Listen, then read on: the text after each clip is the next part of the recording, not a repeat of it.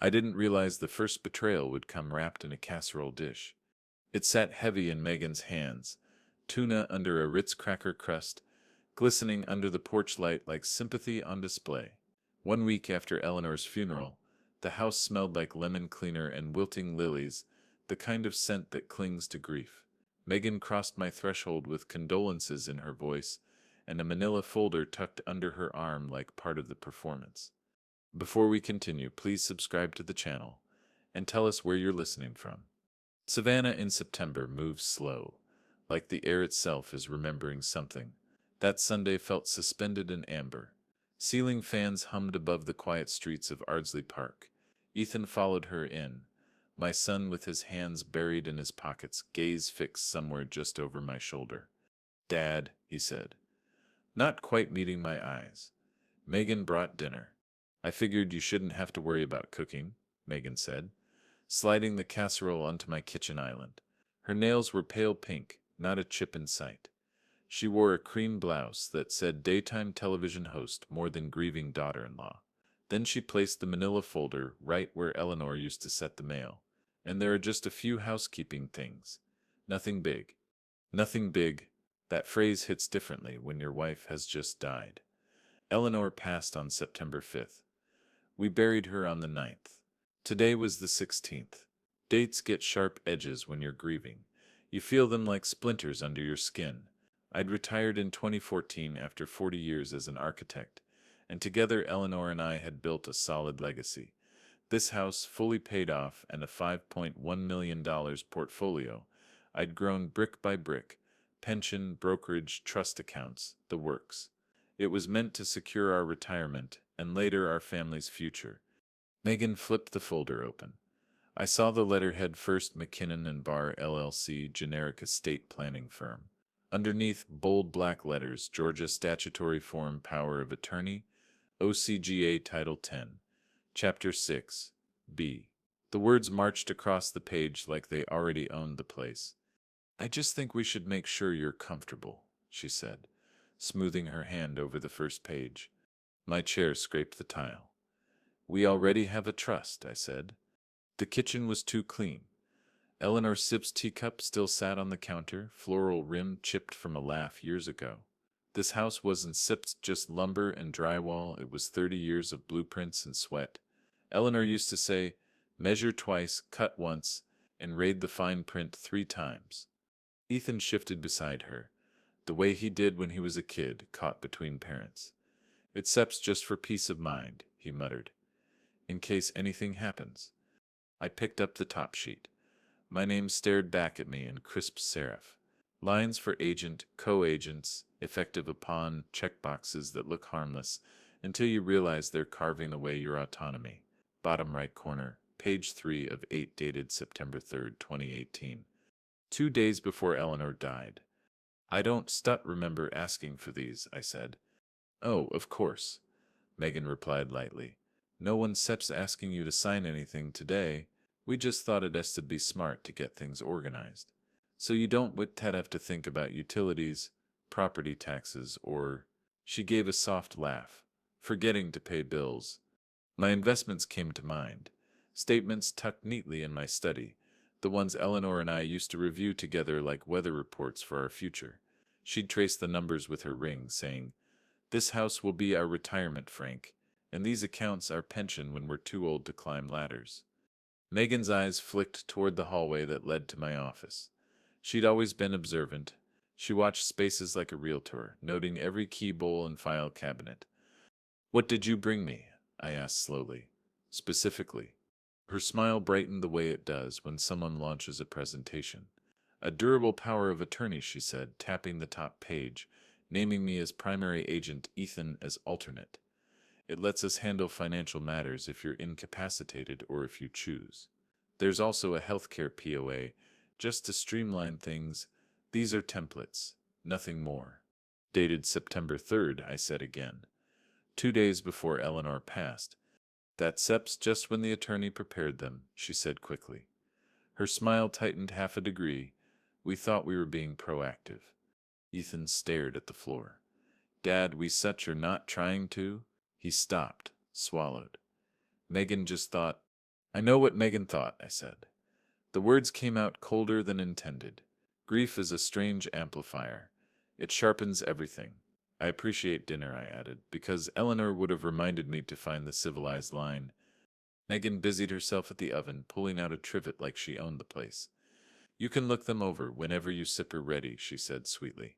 I flagged the signature lines. We can make an appointment together if you like. Paperwork can be overwhelming. A draft stirred the air. I closed the folder with 2 fingers like I was sealing something toxic inside. I said I'll review them, I said. Alone. For a split second, something flickered across her face. Control, frustration, calculation, but it vanished behind the practiced smile. Of course, she said smoothly. Of course. We ate dinner like strangers auditioning for a family commercial. Forks scraped louder than conversation. Megan's eyes tracked the room with quiet precision, cataloging. I watched her just as carefully. Architects notice cracks early. When they left, she pressed the folder into my hands like a gift. We love you, she said. We just want what sips best. The porch light snapped on as the door closed. Savannah nights are loud with crickets, like a chorus that doesn't care about your grief. I stood there with the folder under my arm and the sound of betrayal settling in like humidity. In my study, I opened the second drawer of my file cabinet, estate documents, trust deed, brokerage records. I slid Megan Sepp's folder underneath, then took out my ledger. In neat architect Sepp's caps, I wrote, Received POA templates from Megan, dated September 3rd, 2018. No signature requested today. I underlined the date twice and folded the page's corner for later. On my way back, I stopped in the hallway and pressed my hand against the wall. Behind that drywall is a beam I reinforced myself in '96 when the contractor miscalculated the load. I fixed it quietly, patiently, because good structures survive storms if you pay attention early. I sat on the porch steps, night air pressing close, cicadas buzzing, a train horn drifting from the river. Eleanor and I used to sit here every morning, watching light crawl through the garden. Now it was just me, a folder and a crack forming where trust used to live. The first betrayal came dressed as kindness. I didn't stut confront. I didn't stut accuse. I noticed, and I wrote it down. Grief in Savannah doesn't arrive all at once. It settles in like the summer humidity, heavy, clinging, impossible to ignore. By January 2019, the flowers were long gone. The casseroles had stopped, and the house had gone quiet in a way that made even the clock ticks sound too loud. Days blurred into each other. I woke with the sun, but didn't always bother with breakfast. Some mornings I'd sit on the porch steps with Eleanor's teacup just to pretend the world hadn't tilted. I thought the danger had passed with that folder. I was wrong. The betrayal wasn't a storm.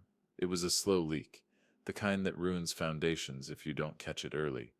The first sign came in the spring of 2019. I opened my mailbox one Friday and found it nearly empty. One Valpak envelope and a lawn service flyer. No bank statements, no utility bills. My statements from Fidelity and my brokerage usually arrived like clockwork around the 10th. I didn't think much of it at first, maybe a delay. But when the April cycle came and still nothing, I called Fidelity. The rep on the line said, Mr. Pierce, we have your mailing address listed as 1225 West Taylor Street. I nearly dropped the phone. That was Megan and Ethan's townhouse. She had quietly rerouted my financial mail, not stolen, just redirected. Subtle, legal if you convince the post office you're helping. I drove downtown that same afternoon, humidity sticking to my collar, and reversed the forwarding order in person. I asked for the paper copy. I slipped that postal receipt into my ledger and underlined the date, April 18th, 2019. Grief fogged the edges of my days. But the architect in me started paying attention again. Megan's strategy wasn't brute force, it was patience. By late 2019, she had made herself indispensable, showing up to help with errands, gently correcting me when I mixed up small things. At Thanksgiving, she took over my kitchen like a well-rehearsed understudy, Ethan trailing behind her like a man who'd forgotten his lines. She started dropping estate planning jargon at dinner. Revocable versus irrevocable. Guardianship contingencies, tax optimization for long-term care. I recognized the language. I'd use similar tactics with clients, soften the ground before presenting the real design. 2020 crept in. The pandemic changed rhythms, but Megan adapted quickly. She called every few days, framing it as concern. Just checking on you, Frank, she'd say. She started coordinating grocery deliveries, sometimes showing up by coincidence, just when I was about to leave the house. She even had a duplicate house key, courtesy of Ethan, just in case. Then that September, something happened that snapped me out of my grief haze. They came for dinner. Megan wore that same cream blouse, her armor of charm. Halfway through the meal, she mentioned casually, "Oh, and we had someone look over your taxes. You accidentally filed that municipal bond interest under the wrong category. But don't set worry. I fixed it." I froze mid-bite. "You looked over my taxes?" "Oh, Ethan and I met with some estate planners," she said breezily, waving her fork. "They were just looking at everything holistically. It seps better if we seps are proactive, right?" Ethan laughed nervously. The oven timer dinged just then, sharp and loud in the silence. I didn't move. She had crossed from suggestion into intervention without permission. That night, long after they left, I sat in my study. I pulled out old ledgers. Eleanor and I kept real ledgers bound in leather, with our handwriting fading on the edges. She used to doodle flowers in the margins next to big life decisions, refinancing the house, opening the trust, buying municipal bonds. I ran my fingers over her pen strokes. The house creaked in the night air, settling like an old man sighing. And somewhere between the crickets and the quiet, something inside me shifted. Before we continue, please subscribe to the channel and tell me where you're listening from. I want this on the record. The numbness that had wrapped around me since the funeral cracked a little. In its place came something clear, almost architectural resolve. I started small. I pulled the forwarding receipt from April and taped it to a fresh page in the ledger. I wrote in block letters, "Mail forwarding reversed. Megan rerouted without consent. April 18th, 2019. Then below that, unauthorized tax review. September 2020. Witness, Ethan." I didn't confront her. Not yet. Architects don't demolish at the first sign of rot. They document, they map, they plan. The next week, I installed a discreet camera facing the mailbox. Legal, visible, nothing sneaky. 2 weeks later, I changed my locks. New deadbolts, new guest codes. Ethan noticed on his next visit but didn't say a word. I started keeping a timeline pinned inside my desk drawer. January 2019. Normalcy fractures. April 2019. Mail reroute discovered. Late 2019 UV estate talk. Escalates. September 2020. Unauthorized tax intervention. Each entry was inked in black, underlined twice. Grief had made me passive. But betrayal woke something that had been dormant since Eleanor's death. Megan thought she was tightening her grip. What she didn't realize was that I had started to draw my blueprint. Spring in Savannah has a way of tricking you. The air smells like azaleas. The light turns gold around 5, and for a moment you can almost believe time hasn't shifted under your feet. But by March 2021, I knew better. What Megan saw as my fading oversight was, in reality, me gathering information like an architect surveying fault lines before the restoration begins. One bright morning, I met Alan Kim downtown. We'd known each other for 2 decades. He handled my investments through every market swing. Always meticulous, never flashy. We sat in the corner booth at Huey's on the river, the kind with a view of the slow brown water and paddle boats gliding past like patient giants. I ordered black coffee. He had his usual sweet tea. Alan pulled out the printouts like he always did. 3 neat stacks secured with binder clips. "Frank," he said, adjusting his glasses, "You've done well. Total portfolio, as of Q1, stands at 5.1 million. That includes the muni bonds, the trust sweep, and the brokerage accounts. 5.1 million. I let the number settle between us like a keystone locking an arch in place. That portfolio wasn't luck. It was decades of late nights, calculated risks, and Eleanor's steady hand reminding me to measure twice. I leaned closer. "Alan, I need a favor."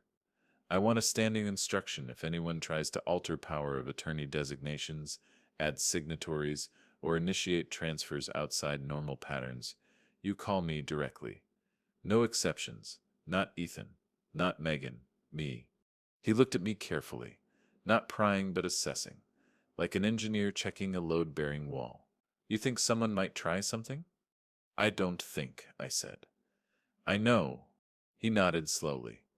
I set the alerts personally, and Frank document everything. If this ever escalates legally, paper trails matter more than emotions. I smiled without humor. Alan, you stir talking to the man who still drafts by hand before digitizing. We parted ways after lunch, but not before I tucked those statements under my arm like blueprints. Back home, I slid them into the ledger drawer. I underlined the total $5,100,000 twice in red pen. This wasn't paranoia anymore. It was preparation. June 2021 brought the turning point. Megan and Ethan came by for Sunday lunch, fried chicken and biscuits on the porch, the kind of meal Eleanor used to make look effortless. Megan was animated, talking about some family trust realignment she'd read about. Some families get better tax treatment if they transfer certain assets before year-end, she said, eyes flicking toward Ethan for support. I sipped my iced tea. Is that so? She leaned in slightly. If we move things before December, the trust rolls over smoothly. Ethan, tell him it sets clean. The way she said move things made something tighten in my chest. That night, after they left, I sat on the porch as cicadas filled the dark with their chorus. I made a decision. Georgia law allows one-party consent recording if you're physically present. I wasn't going to plant anything illegal, but I was going to stop relying on memory alone. The next Sunday, I left my phone recording legally on the counter while Megan made coffee in the kitchen. I asked casually, "So, what sets the rush with this trust stuff?" She didn't bit hesitate. If we move him before year-end, the trust rolls over smoothly. Ethan, it sits clean. I sat perfectly still, stirring sugar into my cup. The recorder caught every word, every casual admission. Later that night, I replayed the audio alone in my study. The sound was crisp. Megan's voice, confident, strategic. She wasn't improvising. She had a plan. For a fleeting moment, doubt clawed at me. Was I reading too much into this? Grief distorts perspective. Maybe I was the paranoid old man Megan liked to paint me as. But then I heard it again. If we move him before year end, and something inside me hardened. Truth has a sound you can't unhear. I labeled the file. Kitchen_recording_June 2021 and backed it up on an encrypted drive. Then I printed a transcript, signed and dated the bottom like an affidavit, and slipped it into the ledger. Evidence doesn't lie. That summer I began quietly reorganizing my defenses. Harriet Young, my neighbor and an ex-legal secretary, came by one humid evening with her famous peach cobbler. Harriet had known Eleanor and me for 30 years. She noticed things other people missed. "You've been looking at that house of yours like you're redesigning it," she said, settling onto the porch chair. I chuckled. "Maybe I am." She studied me. "You start building something, Frank. I can see it." "Not building," I said, reinforcing. Harriet became my quiet sounding board. She knew enough about legal filings to point me toward good elder law specialists without prying into details I wasn't ready to share. That's when Carla Ruiz entered the picture. I didn't hire her yet, but I kept her card tucked inside the ledger, just in case. By the time September rolled around, my house was no longer the open book Megan thought it was. Cameras were upgraded, passwords changed, account alerts in place. My legal folder thickened quietly, like the slow layering of bricks on a foundation wall. I started spending evenings on the porch again, not lost in grief, but listening to the night, to my instincts, to the shifting air around me. Megan thought she was playing chess. She didn't realize I'd drawn the board decades ago. Doubt is like rot in a beam. You can't always see it, but you can feel it if you lean your weight the wrong way. Late 2021 was humid, even by Savannah standards. The kind of heavy air that makes every wooden structure groan at night. And in that thick, slow heat, I found myself wrestling with one persistent question. Was I overreacting? I'd spent months gathering statements, recordings, timelines. I had evidence tucked away in ledgers and encrypted drives. But every so often, usually late at night when the cicadas paused between their endless songs, a thought crept in. Maybe Megan thinks she's helping. Maybe grief has twisted my perception. One afternoon in November, Harriet came by with a pitcher of sweet tea and that look she gets when she knows something's wrong. We sat on the porch, wicker chairs creaking under us, the neighborhood dogs barking down the block. What if I'm overreacting? I finally admitted.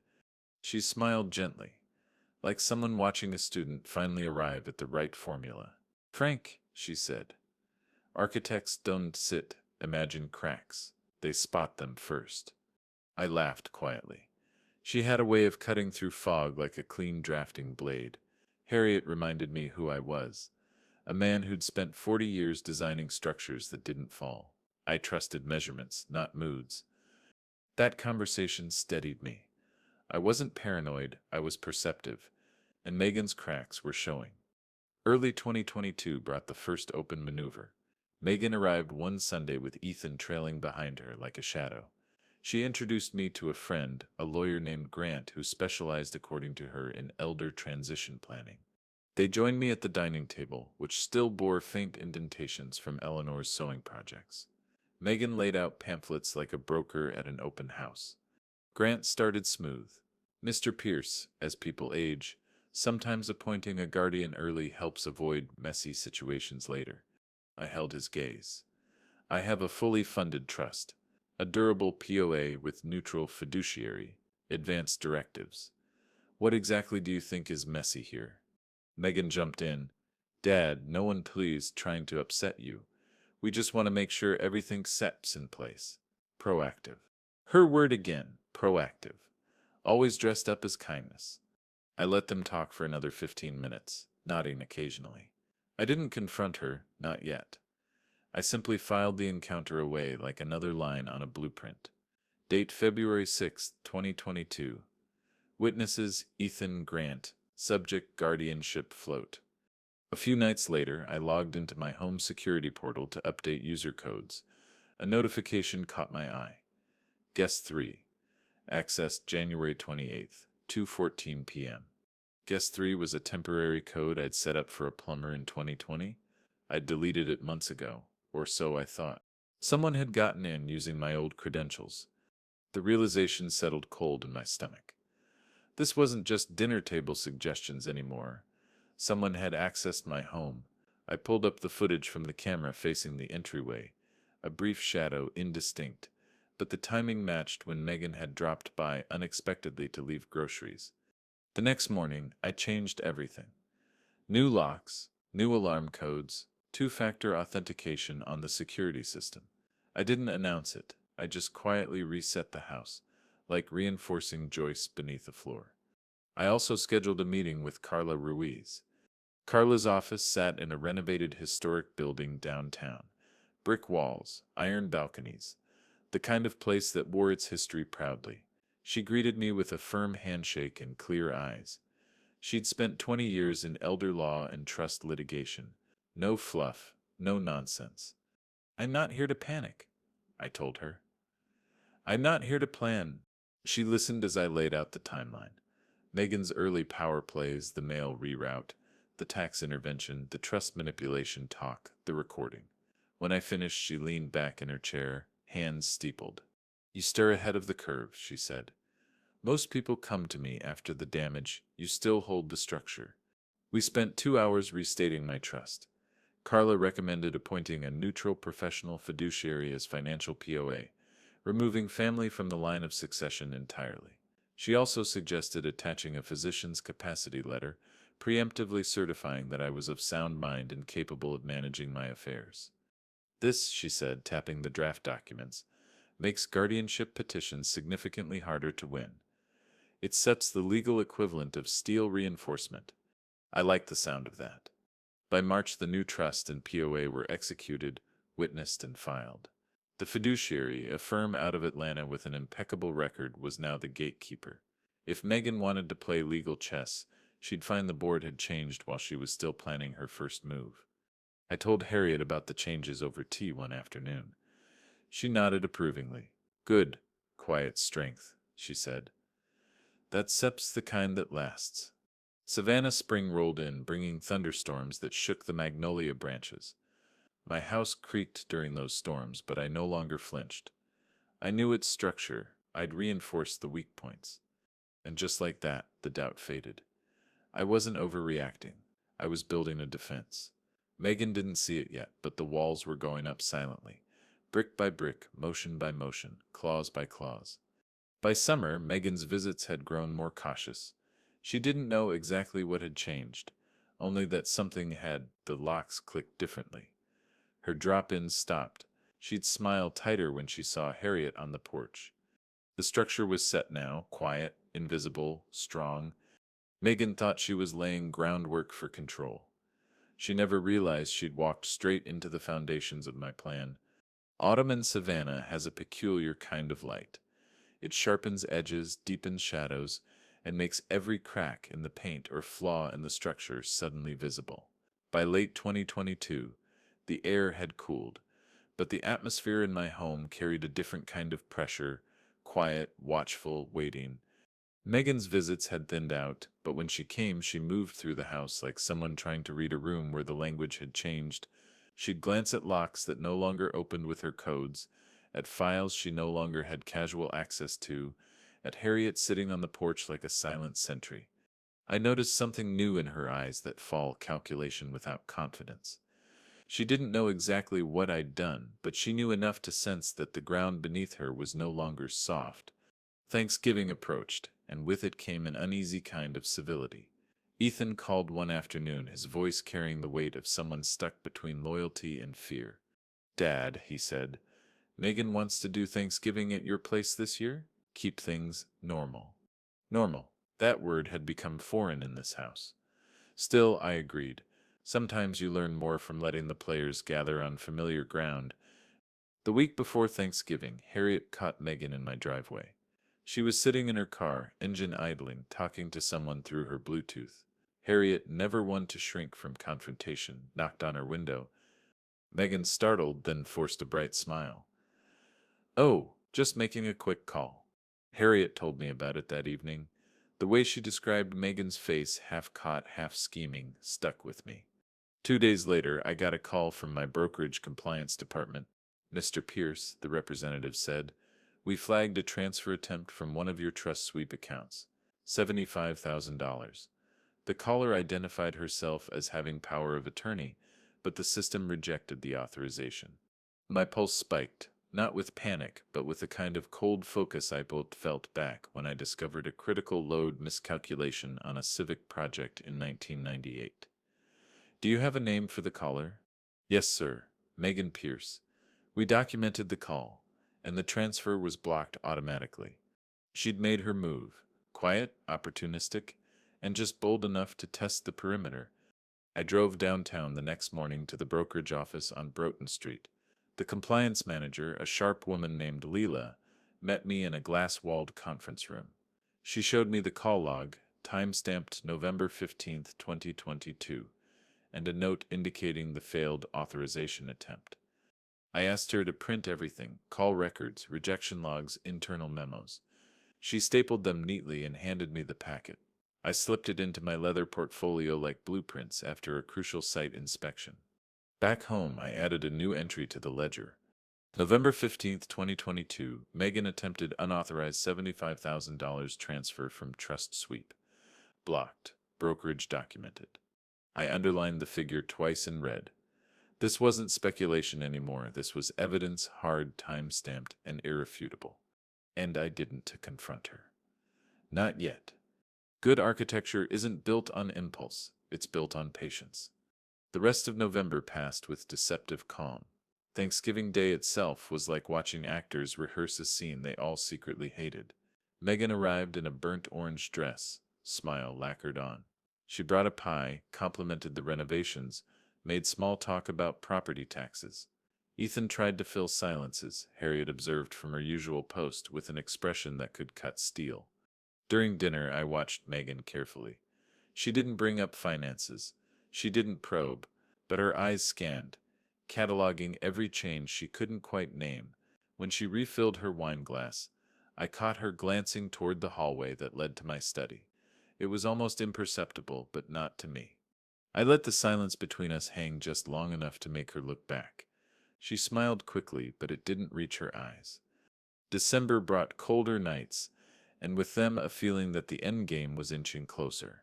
Megan stopped pretending entirely. Her tone on phone calls grew clipped, professional. She asked for clarifications about trust beneficiaries and timelines for asset distribution. I responded with polite, non-committal answers. Every exchange, every message, I logged meticulously. On December 18th, I walked the perimeter of the house at dusk. The air smelled like wood smoke and cold river water. Porch lights flickered on one by one down the street. I paused at the gate, looking back at the house silhouetted against the fading sky. This house had been my life's work, not just architecturally but emotionally. Eleanor and I built it as a legacy, a place where our retirement, memories, and financial security converged. Megan's attempts weren't just about money. They were about dismantling that legacy brick by brick. And I was done watching silently. That night, I opened Carla Ruiz's folder on my desk. Inside were contingency filings, guardianship defense prep, trust amendment copies, the capacity letter. I flipped through them slowly, like reviewing structural plans before breaking ground. Everything was in place. Megan had revealed her hand with a $75,000 attempt. The next moves wouldn't be subtle anymore. As the clock struck midnight and the house settled into its familiar nighttime creaks, I felt something I hadn't felt since Eleanor's funeral: anticipation. Autumn light shows every flaw in a structure. That fall, Megan showed hers. January in Savannah is deceptive. The sky turns a brittle blue and the air grows cold enough to sting, but underneath, the ground is already shifting towards spring. By the time the certified letter arrived, I'd grown used to Megan's quiet maneuvers. What I wasn't expecting was an outright strike. The envelope was thick, cream-colored, with Chatham County Probate Court stamped across the top. I stood in the kitchen in my robe, the morning light slanting through the blinds, Eleanor's chipped teacup cooling beside me.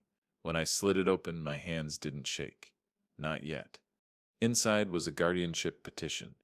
Megan Pierce for Franklin D. Pierce, filed January 12th, 2023. I read the first paragraph slowly. Petitioner respectfully requests guardianship over the estate and person of Franklin D. Pierce, citing evidence of cognitive decline, financial mismanagement, and the need for protective oversight. She had accused me of incompetence. The edges of the paper dug into my fingertips as I flipped the page. She had attached affidavits, one from a family friend claiming I'd forgotten to pay bills, another alleging I'd left documents unsecured. Both were distortions of half-truths. Megan was building a narrative. The last page listed a court date, March 20th, 2023, for evaluation. I sat down at the kitchen table, the light catching dust motes suspended in the air. The house was silent except for the refrigerator's low hum. For a heartbeat, doubt whispered again. Was this what aging felt like? A slow erasure, invisible until the paperwork arrives to make it official? Then my eyes fell on her signature at the bottom of the petition. Megan Pierce, elegant, confident, smug. The fog lifted instantly.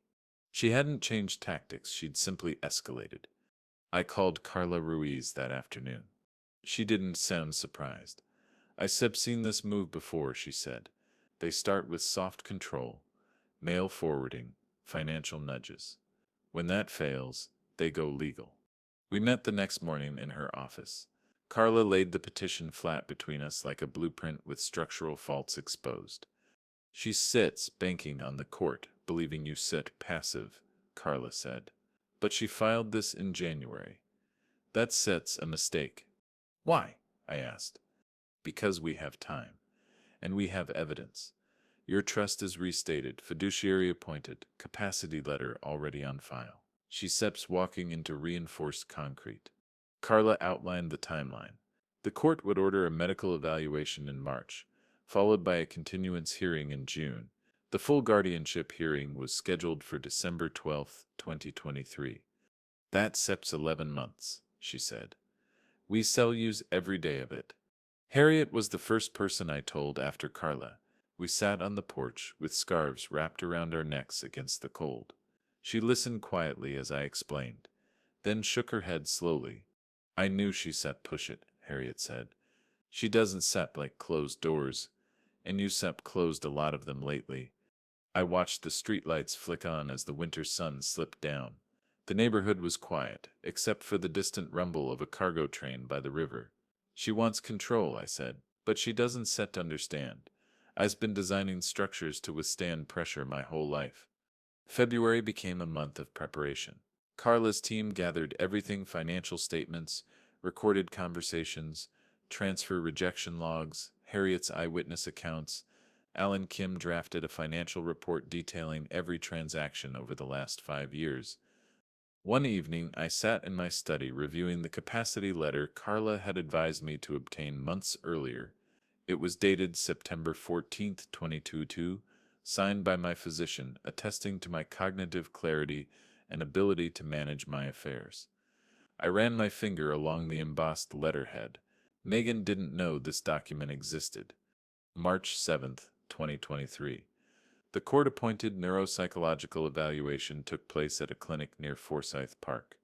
The doctor, a precise woman with rimless glasses, ran me through memory tests, logic puzzles, financial reasoning scenarios. I answered every question calmly, methodically, the way I'd approach a structural inspection. When she asked me to explain my financial situation, I outlined the trust structure, the portfolio allocation, the fiduciary appointment, and the legal protections in place. She looked up from her notes midway through. "You've prepared thoroughly," she said. "I used to be an architect," I replied. "We don't set build on sand." The evaluation lasted 2 hours. When I left, the camellias were blooming early, their pink blossoms defiant against the cold air. June 12th, 2023. Continuance hearing. Carla and I sat in the probate courtroom, the ceiling fans overhead moving slowly as if bored. Megan's lawyer asked for extensions, citing the need for further discovery. The judge granted the continuance but set a firm date for December 12th as the final hearing. Each legal step tightened the frame.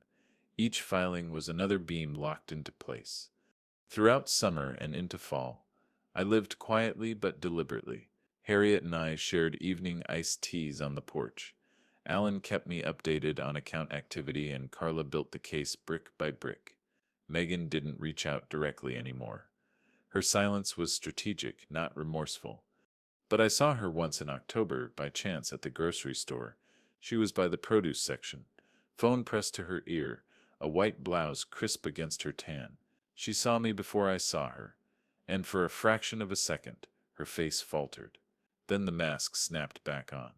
"Frank," she said brightly, "how are you?" "Preparing," I said evenly. Her smile tightened. She understood. By December, my legal arsenal was complete. Trust documents with fiduciary control, physician capacity letter, recorded admissions, transfer attempt logs, witness statements, full financial audit reports.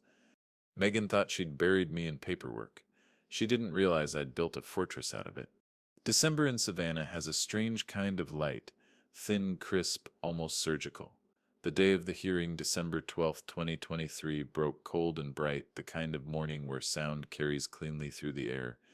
I woke before dawn, sat on the porch with my hands wrapped around a mug of black coffee, and listened to the city stirring awake, distant boat horns from the river, a neighbor's wind chimes, cicadas in their last tired chorus of the season.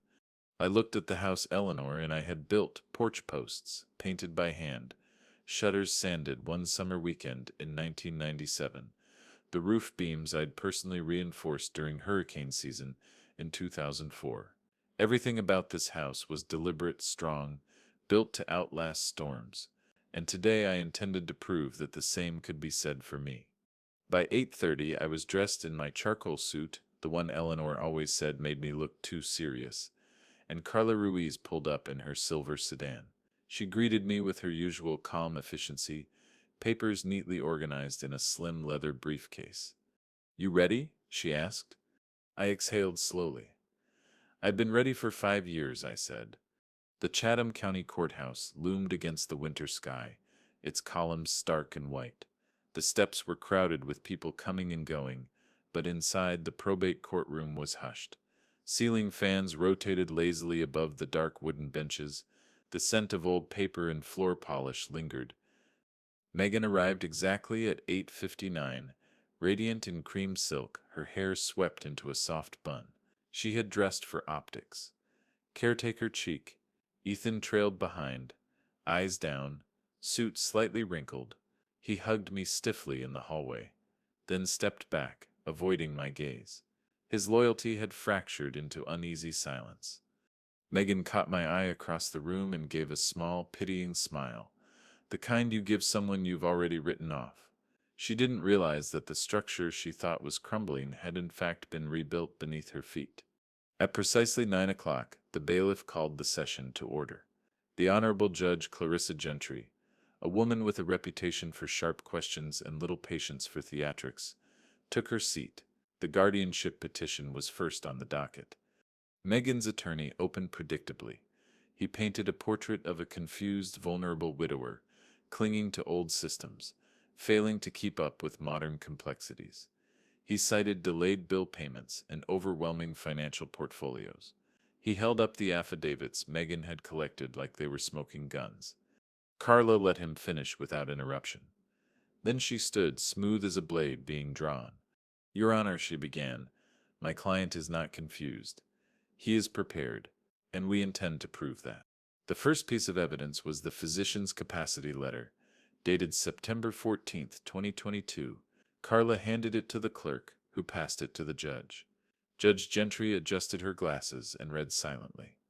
"Dr. Margaret Klein is well known to this court," the judge said finally. "This letter carries weight." Megan Sett's lawyer shifted in his seat. Next came the financial portfolio analysis. Alan Kim took the stand, crisp in his navy suit. He'd handled my accounts for 2 decades, through market crashes and recoveries. Carla's questions were surgical.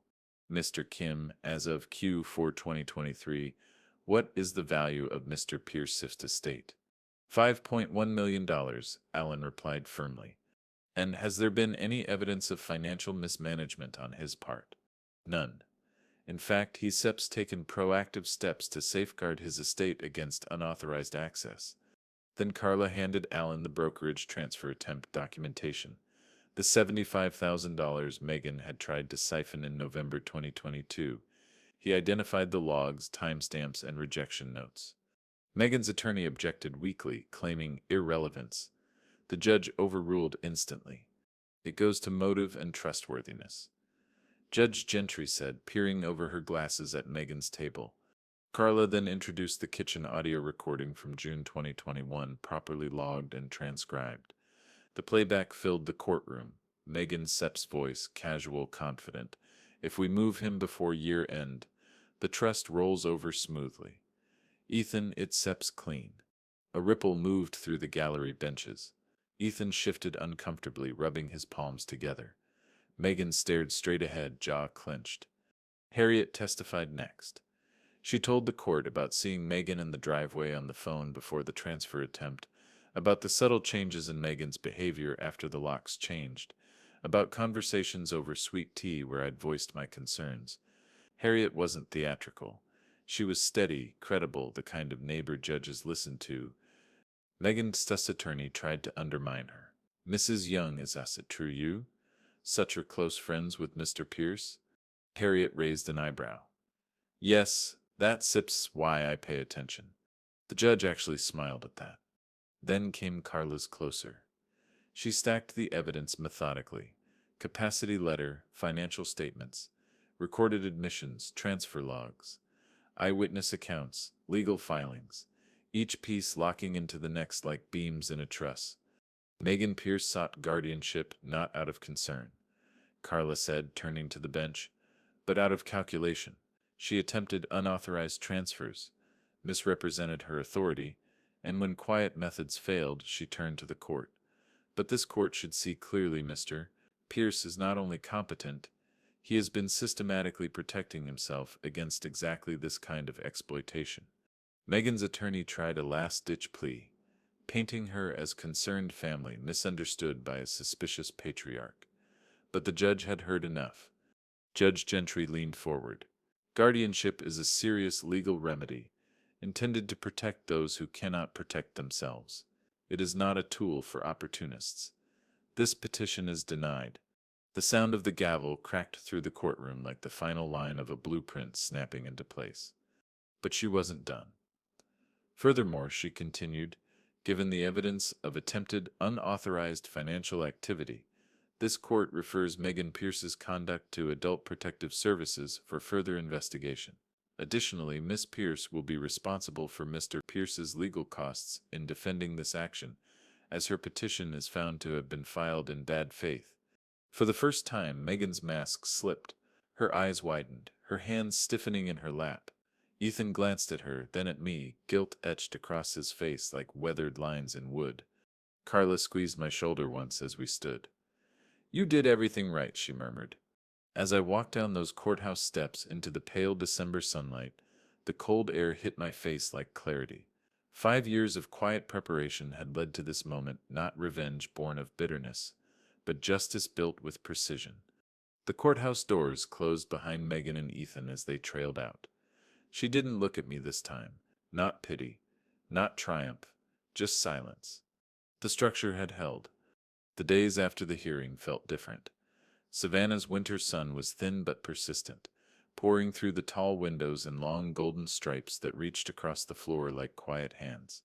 For the first time in years, the house didn't feel like a fortress under siege. It felt like what Eleanor and I had built it to be, a home.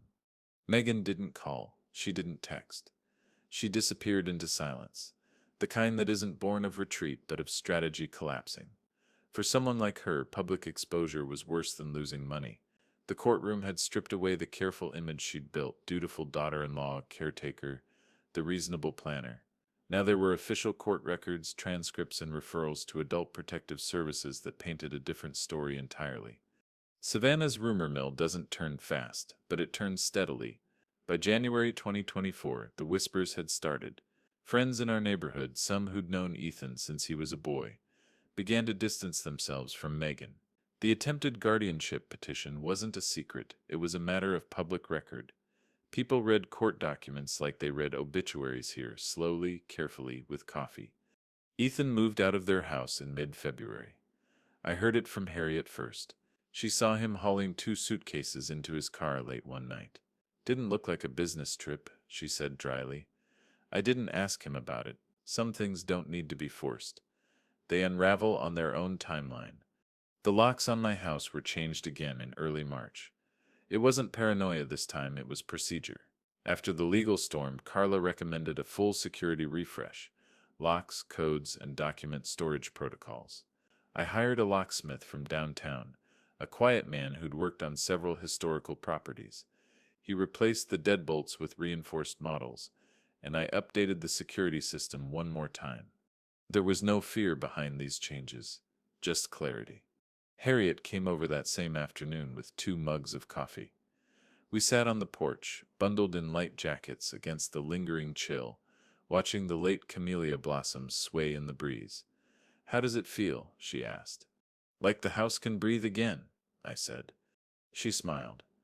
"And you?" I looked out at the street where kids were riding bikes and neighbors were pulling trash bins to the curb. Life moved on, indifferent to courtroom drama. "I think I'm starting to," I said. Inside, I reorganized the study, not because I had to, but because I wanted to reclaim the space. For years, that room had been where I kept evidence: ledger entries, recordings, financial printouts, all tools of defense. Now those documents were neatly archived in a fireproof cabinet, labeled and dated. Carla had advised me to keep them indefinitely, not as a weapon, as a record. I dusted the drafting table Eleanor and I had shared, the one that still bore faint pencil marks from old projects. I repainted the trim, fixed a loose floorboard, and opened the windows wide. Savannah air is damp and heavy, but that afternoon it felt crisp and alive. Megan's silence grew louder as spring approached. She'd lost her leverage, the legal defeat had fractured her image, and eventually her marriage. Ethan called once in March, not to ask for money, not to explain, just to talk. His voice was tired, softer than I remembered. "Dad," he said, "I don't let's know what happens next." "You take responsibility," I replied. "Then you figure it out." He didn't instead argue. For once he just listened. There was no triumph in my voice when we spoke. No gloating, just the solid clarity of boundaries finally restored. By April, the house had settled into a quiet rhythm again. I started gardening in the afternoons, something Eleanor had loved but I'd neglected since her death. The porch filled with the sound of cicadas and distant riverboats again, familiar night music that had once been drowned out by anxiety and vigilance. One evening, I stood at the gate and looked back at the house silhouetted against the setting sun. The shutters Eleanor painted, the porch steps we'd rebuilt together, the windows we'd chosen because they let in the morning light just right. It wasn't just wood and glass, it was proof. The legal war had ended, but the house remained. And so did I. Spring in Savannah arrived slowly, like a curtain being drawn back inch by inch. By May 2024, the azaleas had already exploded into pinks and purples, and the heavy, warm air carried the smell of river mud and flowering magnolia. Life moved forward, and so did I. Megan was no longer part of the neighborhood rhythm. Her absence was palpable in the way conversations paused when her name came up, in the way some neighbors who used to fawn over her now looked away. The guardianship case had left a permanent mark, not just legally but socially. Savannah is a city that remembers. She'd quietly signed a settlement agreement in early May to avoid a formal elder exploitation investigation. Carla handled the paperwork with her usual efficiency. Megan agreed to repay my legal fees in full, along with covering brokerage costs tied to the trust transfer incident. The total came to $38,450, paid from her personal account. The court records reflected it. The ledger did too. I wrote the entry in crisp black ink and underlined the figure twice. Not because I needed the money, it was the principle. Carla called me after the settlement cleared. She blinked, Carla said simply. "Yes," I replied. "They usually do when the spotlight sips too bright." The Megan I'd once known, charming, efficient, disarming, had vanished. What remained was a woman stripped of her leverage, her schemes exposed not in whispers but in documented court findings. She avoided public spaces for months. Ethan told me later she'd left Savannah entirely by summer, moving in with her sister in Charleston. Ethan was different. He sent me a handwritten letter in late May. The envelope was plain, no return address, the kind of letter that felt heavier than its paper weight. I opened it slowly at my study desk, sunlight catching the edges of Eleanor's framed sketches on the wall. His handwriting was a little shaky, but unmistakably his. "Dad, I don't know how to apologize properly for what happened. I let things slide because it was easier than confronting them. I let Megan make decisions because I didn't want to choose between her and you, and in doing that, I hurt you. I see that now. I don't expect forgiveness. But I want to understand how to rebuild something real, if that's still possible. Ethan." I read it twice, slowly. Then I placed it in the ledger drawer not because it was evidence, but because it mattered. 2 weeks later, he appeared on my porch unannounced. It was a warm evening, just after sunset. The sky was deep orange fading to violet, cicadas singing their relentless song. He stood there in jeans and a wrinkled button-down, hands shoved into his pockets like the boy he used to be when he was caught sneaking cookies from the kitchen. "I didn't know if you'd want to see me," he said. I opened the door wider. "Sit," I said, nodding toward the porch steps. We sat in silence for a long time.